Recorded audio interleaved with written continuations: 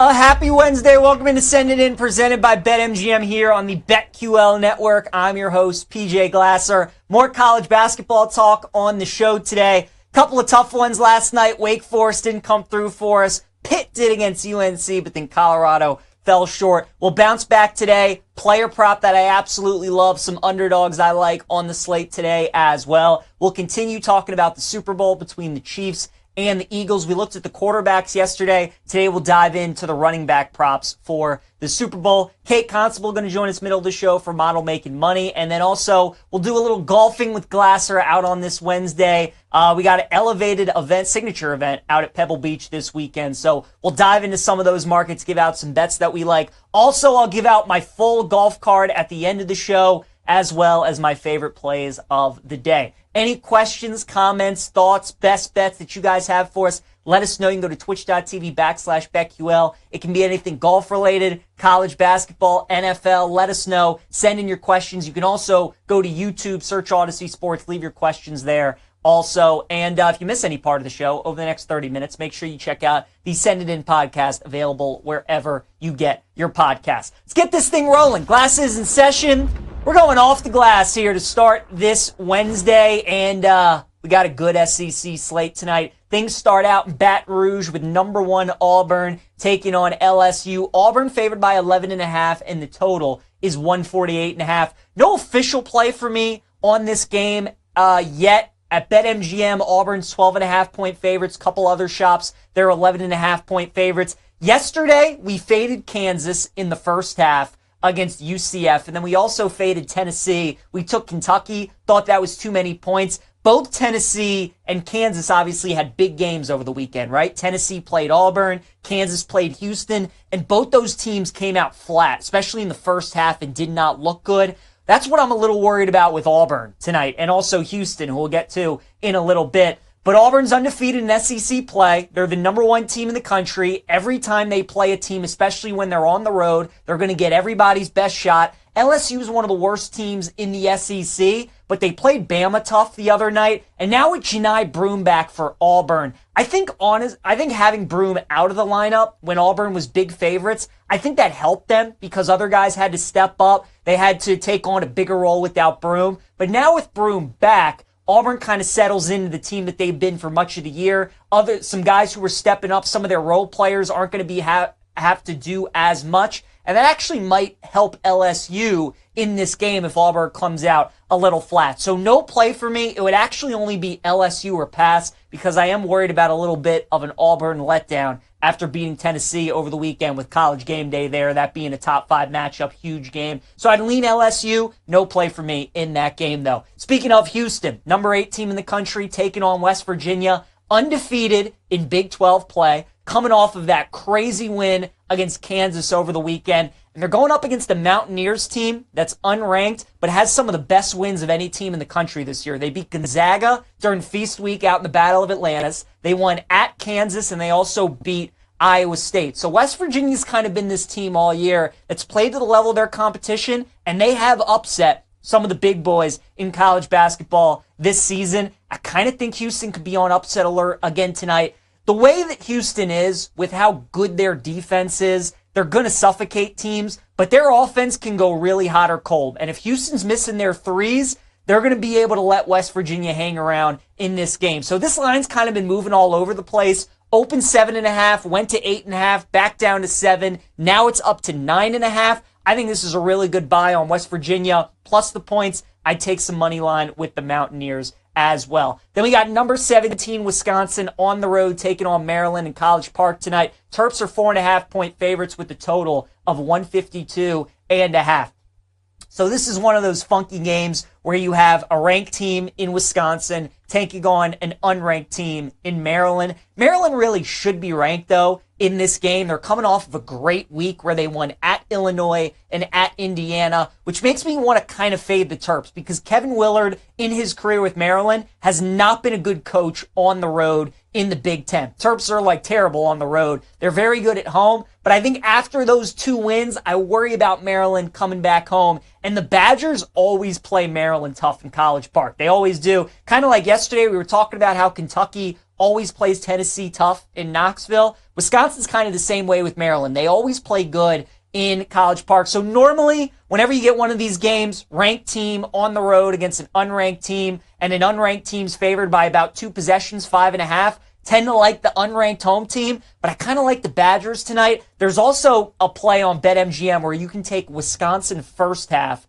Maryland full game at plus 500. So if the Badgers are leading at halftime, Maryland wins the game. I like that play as well at 5-1. So a couple different ways you can attack it. I like the Badgers plus the points. I like that halftime full game play at plus 500 as well. Then we got the game of the night in the SEC. Number 4 Alabama taking on number 14 Mississippi State. This game opened as a pick. Now we're starting to see some Mississippi State money roll in. Bulldogs 1.5 point favorites with a total of 164.5. Bama's been one of the best road teams in college basketball this season. They've had a very difficult road schedule, but they've won at A&M, they've won at Kentucky, they've won at North Carolina, they've played at Purdue this season, so they've definitely challenged themselves on the road.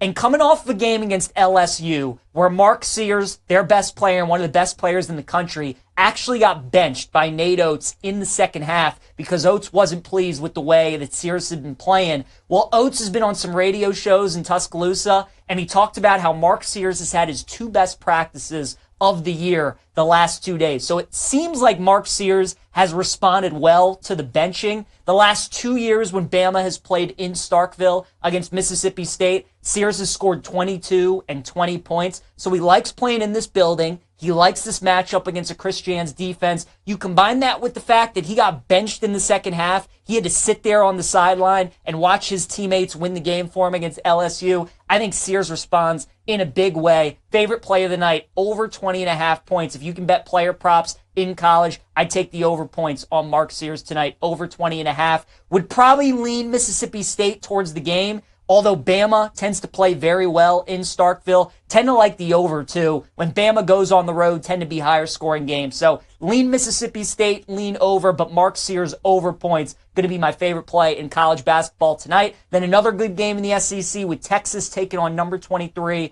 Ole Miss. Rebels are 6.5 point favorites, a total of 141.5. Well, you got Chris Beard going up against his former team, right? Obviously used to be the Texas head coach. Now he's on the sideline with Ole Miss. I'm really not high on this Texas team all that much. They have trouble scoring a lot, and they're one of those teams that I like them at home in Austin, but I don't like them when we get them on the road. So I'm looking at a Texas team total under. This year, Texas has played 2 ranked teams on the road at SEC play. They played A&M and they played Florida. They've scored 60 points in both of those games. I'll take their team total under tonight at 67.5 against Ole Miss. All right, let's talk some Super Bowl here on Send It In. Yesterday we talked about the quarterbacks. Today we will dive into the running back market and got a couple bets that I like in some of these markets. We'll start with the rushing props for all 3 running backs. Saquon Barkley, 114.5, Kareem Hunt, 44.5, and Isaiah Pacheco at 22.5. Look, 22.5 is a low number for Pacheco, but I would still go under that. He had 5 carries in both playoff games against the Texans and the Bills. He had 18 yards rushing against Buffalo and 12 yards rushing against Houston. Pacheco's just not right, and he hasn't been since coming back from the injury. And Kareem Hunt has emerged as running back number 1 for the Kansas City Chiefs. So yes, Pacheco does have a 2-week rest period before the Super Bowl to try and get even healthier, but I think this is Kareem Hunt's job to lose, honestly, at running back right now. He's the guy that they're leaning on. So I would go under rushing yards for Kareem Hunt, for Isaiah Pacheco, under 22.5. I would go under rushing attempts for Isaiah Pacheco as well at 6.5. Barkley, his rushing attempts is 21.5, and his rushing yards is 114.5. I mean, at this point in the season, these lines are so sharp. Philadelphia threw the ball, I think, a lot more than a bunch of us were expecting against Washington, and I think they're going to throw the ball a lot more against Kansas City than we all expect as well. So I'm staying away from the rushing yards and rushing attempts from Barkley, and I'm going to do the same with Kareem Hunt as well. Kansas City has definitely leaned a little bit more on the run in this postseason, But as we mentioned yesterday on the show, Mahomes has played in 4 Super Bowls. In 3 of the 4, he has gone over 40 pass attempts. Andy Reid knows in the biggest game of the year, you put the ball in the hands of your best players. So I'm a little worried about Kansas City not running the ball as much against Philadelphia as they have in their first 2 playoff games. So staying away from Kareem Hunt, staying away from Saquon Barkley, but I like under rushing yards and attempts for Isaiah Pacheco. The bet I do like on Saquon Barkley, and it's a scary one, but I like betting his longest rush under 23.5 yards. Now, what's so tough about a running back like Saquon is if you give him 19, 20 carries, you can do a good job at kind of limiting him for 16, 17, but it just takes 1 or 2 for him to break one 40, 50, 60 yards. And then obviously you lose your bet. You use the rushing yardage. You lose a bunch of different props. But Kansas City does such a good job at limiting explosive plays on the ground. You can maybe run on them for 5 yards, 7 yards, 9 yards, but breaking 20 yards, 30, 40 yards on Kansas City's defense, especially when they have 2 weeks to prepare, is really tough. So I like Saquon under longest rush actually at 23.5. Kareem Hunt's is 11.5. Isaiah Pacheco is 8.5. I'm staying away from both of those. We also have rushing and receiving yards props available as well. Instead of betting Isaiah Pacheco under rushing yards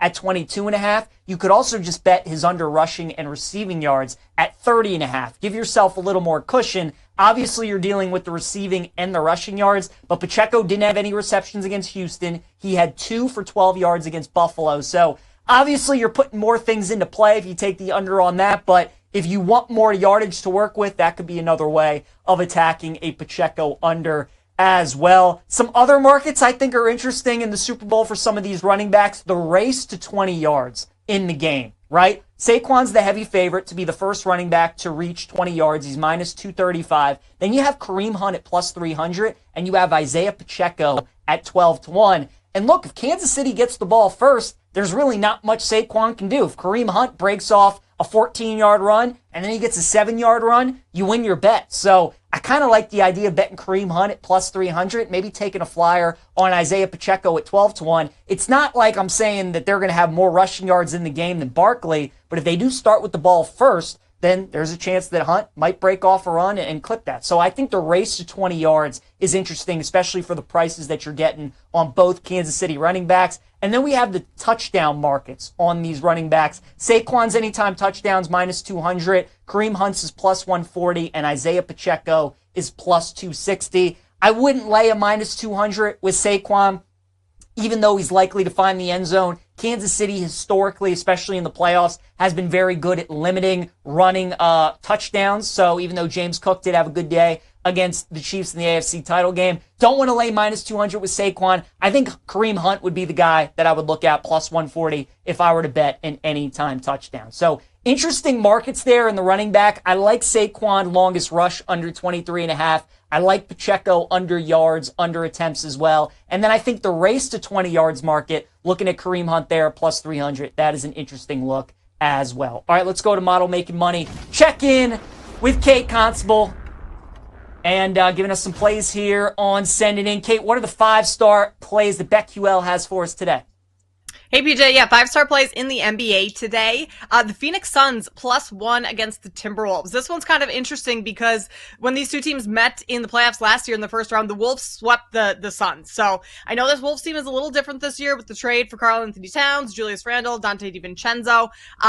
So Suns +1, 5-star play. This model, our model actually, also makes this Suns -4. So you're getting a very good price. The model thinks the Suns should be favored here at +1. You're getting them as an underdog. All right, very good. Should be a good game tonight in the association. Kate, what about yourself? What are some of your favorite bets for the day? Yeah, PJ, it's not often that I back the Chicago Bulls in any capacity, but I'm going to do that tonight against the Celtics. The Celtics have been struggling a lot lately. They just lost to the Rockets the other night. Their offense has been, kind of the main point of contention here. They've dropped to just 13th in offensive efficiency this month, and they're just 8-6 straight up. So I've lost quite a few games. Now, I could totally see this being an absolute blowout if the Celtics get hot and hit a ton of threes like they have been prior to this month. But Chicago is kind of sneaky in knocking off tough teams. They just beat the Nuggets the other night by 8 points. They were 9.5 point home underdogs in that game. And since November, the Bulls are 3-1 against the spread as underdogs of 9.5 points or more. So I'm going to take a flyer on Bulls plus 14.5 against Boston tonight. All right, I like it. Good thought there. Good handicap with Chicago against Boston. Kate, I'm glad you're on the show today because the last couple days we've been getting some blockbuster trades in the WNBA. I want to get your thoughts on some of these. We'll start with the Kelsey Plum trade where she goes from Las Vegas to LA. She now teams up with Cameron Brink on the Sparks, and then Jewel Lloyd goes to the Aces. What did you make of that trade? Did you think there was a clear winner? And do you like either of those teams heading in next season? Probably more so the Sparks, since obviously the Aces are perennial championship contender. Yeah, I was surprised when I saw this come through just because Kelsey Plum, it just seems synonymous to the Aces. She's been there forever. That I was kind of shocked to see her on the move, but apparently she signed off on the trade. She was ready to find something else, and bringing in Jewel Lloyd, it wasn't shocking to see her leave Seattle. She had filed for discrimination and harassment against their head coach. There was an investigation that went into that and found out that the Storm were not doing anything wrong. But yeah, Jewel Lloyd on the move.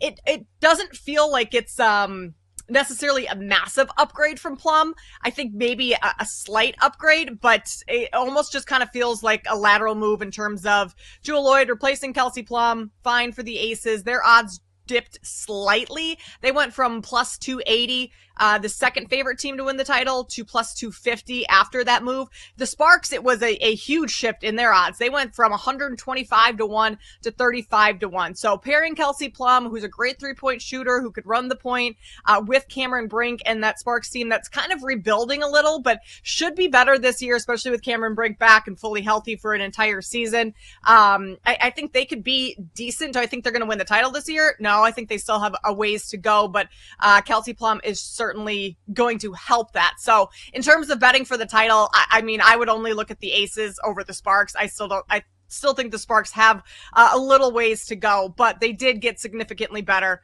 with Kelsey Plum going over to LA. Yeah, they certainly did. Can't wait to watch that duo with her and Cameron Brink. And then, Kate, we all thought we were done. That was the big trade. And then we get another one with Alyssa Thomas going from the Sun to the Mercury now. And then Brittany Griner also, she decided she's going to leave the Mercury. She goes to the Atlanta Dream. So a lot of things happening in the WNBA. What'd you make of the Alyssa Thomas move? Maybe not the player she quite once was when she won the MVP, but still very, very good. Yeah, still very good. And it felt like the Mercury kind of needed to mix some things up. And so I actually like this move of Brittany Griner moving on, her first time in free agency. She wants a new, fresh kind of change of pace, and Atlanta's a good spot for her. They have Ryan Howard, they have Alicia Gray. Howard was a number 1 overall pick, Gray was a lottery pick, and they traded for her the other day. So the Dream right now, they're 40 to 1, still a ways to go, kind of like the Sparks in terms of actually being a title contender. But I do like Alyssa Thomas going over to the Phoenix Mercury. Again, I just kind of think they needed to shake things up, and Griner, as good as she is, had kind of run the course there in Phoenix a little bit. It'll be interesting. I've heard some rumblings that Phoenix is going to look to add a couple other players. One of those could be DeWanna Bonner, who is married to Alyssa Thomas. So I wouldn't be shocked if that happened, because, that would kind of be nice if they could live in the same state together while they're playing. And DeWanna Bonner would be a massive upgrade on that team. She's phenomenal too. So I think this is fun for the league, just kind of shaking it up a little. We've had quite a few teams at the top, kind of a top heavy league these last couple of years. And I think this is really going to shake things up and kind of even the playing field a little bit, or at least, cause some other teams to have a shot at being successful this year. Kate, it kind of feels like the WNBA was in their phase where it was like Liberty and Aces, right, when it was like Warriors, Cavs all those years, and now we're starting to get some more parity, we're starting to get some more trades. So I agree with you. I think it's going to be a lot of fun. Should be a great WNBA season. Before I let you go, obviously we got the Super Bowl counting down the days until kickoff. On the show today, we were talking about running back props. Anything, Kate, in the market right now that you like for any of the running backs? It can be Saquon, Pacheco, Kareem Hunt, anything when you look at the running back props that you like for the Super Bowl. I bet Pacheco unders in the AFC Championship game. That was great. I would go back and do that again. Saquon Barkley, I also sprinkled him to win MVP. If the Eagles end up winning, I think he could be a very viable MVP candidate. His odds are shorter than Jalen Hurts, which kind of shows you that the books are usually it's a quarterback award, but not necessarily for this Eagles team with how good Saquon has been this season. Now, if Saquon wins MVP, if the Eagles win the Super Bowl and he takes home that honor, he's likely to have a massive game. So you would be looking at taking his overs there as well. But you get 4-1, 5-1, depending on where you are looking for MVP versus, minus 110, 115 to go over his rushing yard prop. If you did want to go just the yards or anything like that, I think you look at his longest rush yard. We saw him the very first play of the game in the NFC Championship game, rip off a 60-yard touchdown run. He can do things like that at any given moment. So I like his longest rush. I like Pacheco unders, and I like Saquon for a little sprinkle at MVP. All right, very good. A lot of good stuff today. Kate Constable joining us here on Send It In from Model Making Money. Kate, always great talking to you. We'll catch up again soon. Sounds good. Thanks, PJ. You got it. For those people who want to continue to bet but don't have the time to research each individual game, you need to download the BetQL app. It ranks each game on a 1 to 5 star scale based on its unbeatable analysis from spreads and over-unders to player props. Stay up to date and bet confidently with BetQL's help. All right, guys, before we dive into some golf, B. Mills, K. Hilmers, I see you guys are typing a lot of stuff in the chat. Love that. B. Mills, we'll start with you. Hi, Peach. College basketball plays that I like today. West Virginia plus 8.5. Totally with you there. I'm taking some money line as well. B. Mills against Houston. Virginia Tech plus 11.5 against Florida State. I like that one too. Seems like way too many points for Florida State. And then Virginia plus 100 against Miami.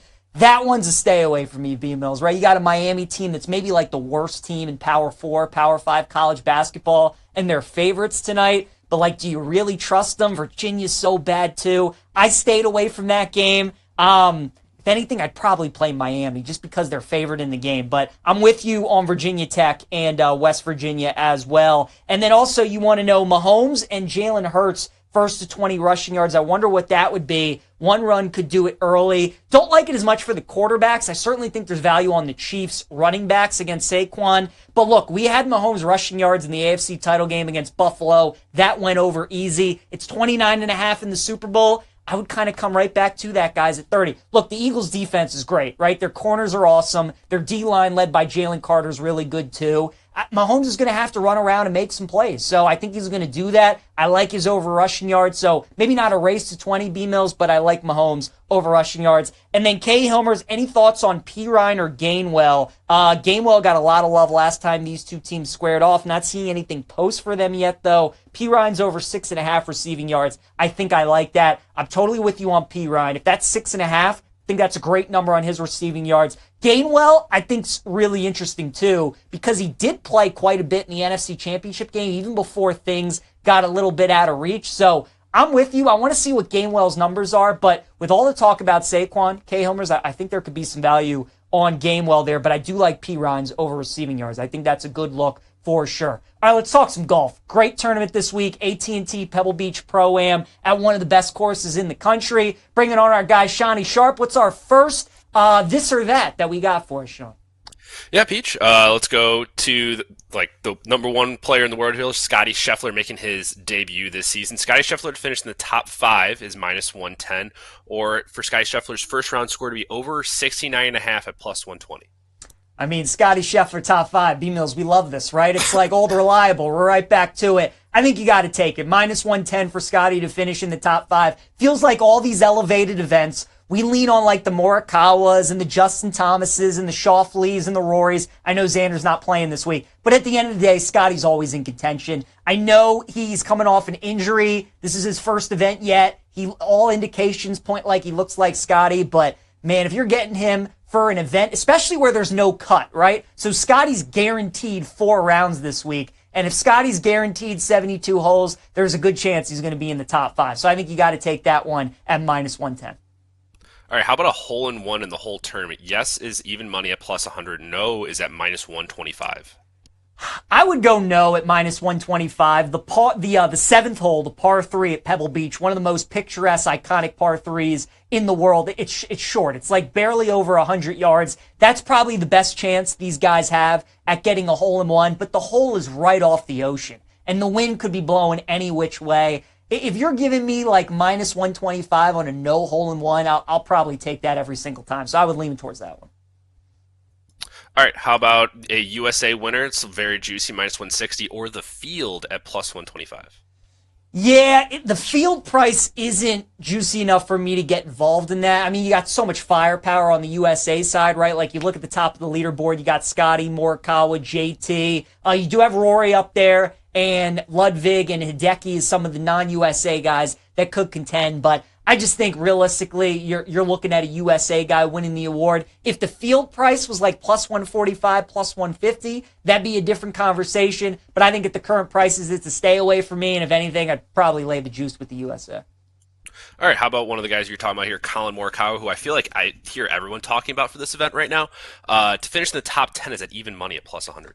Yeah, I like Colin this week, guys. I mean, look, I think Colin's poised for a big year. When he's on, he's one of the best iron players in the world, and this course should set up really well for him. It's a shorter course, and it's all about iron play. These are some of the smallest greens that they'll play all year on the PGA Tour. He's a California kid. He went to Berkeley, so this is right up his alley, Northern California, that neck of the woods. I like Colin top 10 finish, especially at plus 100. All right, three more here for you, Peach. Your top 20 finish over at BetMGM, Ludwig Aubert and Rory McIlroy to both finish in the top 20s at plus 125. I would not take that. I'm scared of Ludwig this week just because he didn't feel well during the weekend at Torrey Pines. And Ludwig, the last year and a half since he's really burst onto the scene, he's an incredible first and second round golfer. And then when we get to the weekend, especially when he's in contention in the third round and in the fourth round, he's kind of like the Michael Jordan of Tommy Fleetwood's at this point almost, right? Like, Ludwig's so good. He's such a superstar. But I'm really worried about how much of a non-factor he's been on the weekend, especially in the fourth round. So I'm going to fade that. I'm worried about Ludwig this week. He's not feeling well. And I just don't like how he's been falling off a cliff in the final round. All right, how about a couple big names here that I think people will be shocked to see how far they are down the board. Top 20 finish, they're all at plus 140. Victor Hovland, Will Zalatoris, or Wyndham Clark. Of all those guys, I'd probably take Willie Z. Again, this is a shorter golf course. It's a par 72, 7,000 yards. So you don't have to hit it a mile like Wyndham and Hovland do. Now, Willie Z hits it pretty far too. But I'm looking for the best iron player. That's Will. And I'm looking for a golfer that putts well on difficult golf courses. That's also Will. And we know Willie Z is always a factor in majors and always at U.S. Opens. And Pebble Beach is a U.S. Open golf course. So I would expect Willie Z, of these guys, to be the guy likely in contention, likely to finish top 20. So I'll take Will. All right, last one here for you, Peach. I'll give you a couple names here for top Englishmen: Tommy Fleetwood, Aaron Rai, Harry Hall, Matty Fitz, or Justin Rose. Yeah, all interesting options. I'll actually go with Aaron Rai at plus 350. Aaron Rai is another guy who's a really good iron player. I like how he flights the ball in the wind. That's always something you have to consider at Pebble Beach. So I'll go Aaron Rai, top Englishman, at plus 350. I like the value there for him. All right, let's go to PJ's plays. Look at our best bets for the day. Also give out our golf card at Pebble Beach. Prop lock for the Super Bowl today is going to be Saquon Barkley longest rush under 23.5 yards. Chiefs just do such a good job at preventing the long explosive runs. I'll go under 23.5 for Saquon's longest rush. Give me West Virginia plus 9.5 against Houston. Mountaineers have beaten Gonzaga, Kansas, and Iowa State this season. I think Houston better be careful tonight on the road. And then my best bet, Mark Sears over 20.5 points for Bama tonight. He got benched in the second half on Saturday night against LSU. Nate Oates wasn't happy with the way that Sears was playing, and Nate has come out and said the last 2 days of practice have been Sears' best practices all year. I love the way that Sears has responded. The last 2 years at Mississippi State, he scored 20 and 22 points. Over 20.5 points tonight for Mark Sears is my favorite play of the night. And then looking at golf here, the AT&T Pebble Beach ProAm. Talked about yesterday. Love Justin Thomas, 14-1. Also like Sam Burns as well. Those would be my two outright winners. Morikawa, we just talked about. Aaron Rai and JT. Guys I would look at for the top 10. And then Burns, Shane Lowry, and Denny McCarthy. 3 bets that I like for the top 20 as well. So that's our golf card this week for the AT&T Pebble Beach ProAm. Once again, our best bets for today. Saquon Barkley, longest rush under 23.5 yards. West Virginia plus 9.5 against Houston's my dog of the day. And Mark Sears over 20.5 points is going to be my another prop lock and my best bet for the night against Mississippi State. Thanks again to Kate Constable for joining us on the show today. Trista Crick joins us tomorrow to talk some NBA and some Super Bowl. We will see you guys then. Have a great rest of your day.